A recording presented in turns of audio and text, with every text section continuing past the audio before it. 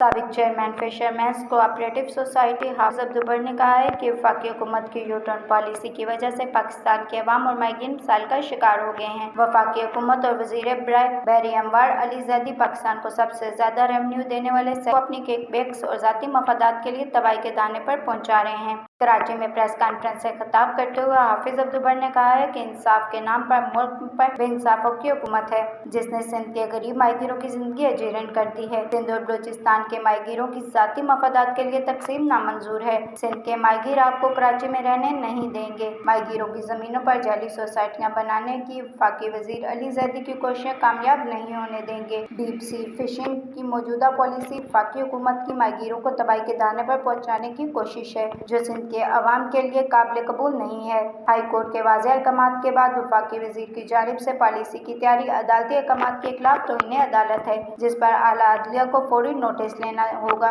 حافظ عبدالبر نے کہا کہ کے پی ٹی کے اکاؤنٹ کو پرائیویٹ بینک میں منتقل کرنے کے لیے وہ سالانہ 3 کروڑ روپے کک بیک وصول کر رہے ہیں، جس کے وقت آنے پر تمام ثبوت بھی اداروں کو فراہم کیے جا سکتے ہیں۔ اختلاف اور اتفاق یہ تو ہر کسی کا حق ہے۔ دیکھیں، اگر اتفاق اپنی ذات کے لیے ہو تو وہ انسان مفاد پرست ہوتا ہے، اور اگر عوام کے لیے ہو تو وہ سب کے اس سے سب مستفید ہوتے ہیں۔ اور جو اختلاف ہے، وہ اختلاف جو ہے وہ رکھنے کا ہر کسی کے پاس حق ہے، اور میں اگر کوئی بے بنیاد اختلاف کروں تو آپ ضرور مجھے ٹوکیں۔ دوستی اپنی جگہ پر، لیکن میں نے جو اختلافات کی بات کی ہے وہ میں یہ بتا رہا ہوں کہ علی زیدی صاحب سے یہ میری ٹائم منسٹری جو ہے یہ شاید اس منسٹری کے لیے کمپیٹنٹ نہیں ہے۔